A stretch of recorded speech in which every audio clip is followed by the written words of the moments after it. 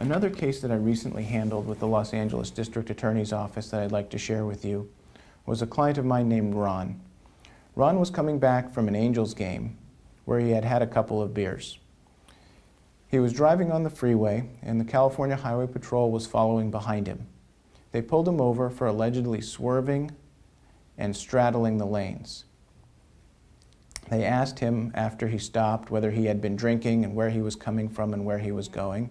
And Ron was honest with the officers. He told them that yes, he had been drinking, but it was earlier at the Angels game.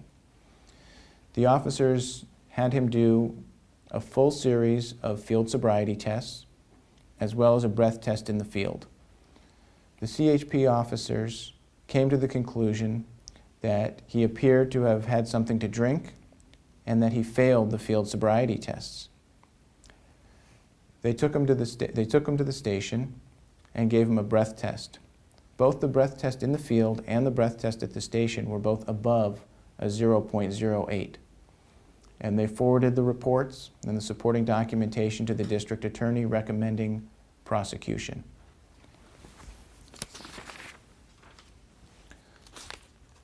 The district attorney filed charges against Ron and prosecuted. We went into action. We did our homework, our investigation. We talked to witnesses, we investigated the scene, looked into the officers' training and experience, looked into the breath testing equipment, put together a list of problems that the district attorney had with the case, and went in trying to get a reduction, a dismissal of the DUI. The district attorney would not reduce the charges, would not dismiss the DUI.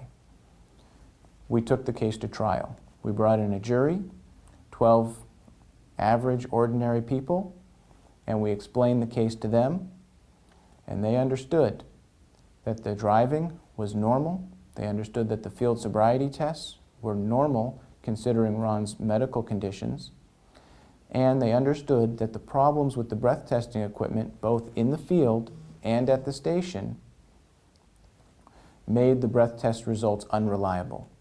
The jury deliberated and decided Ron was not guilty of driving under the influence, and he was not guilty of driving with a .08 or above.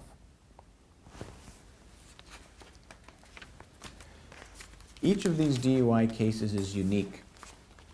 Every individual DUI case needs to be looked at on its particular facts. What agency conducted the stop and investigation? What type of test was done? And are those tests reliable?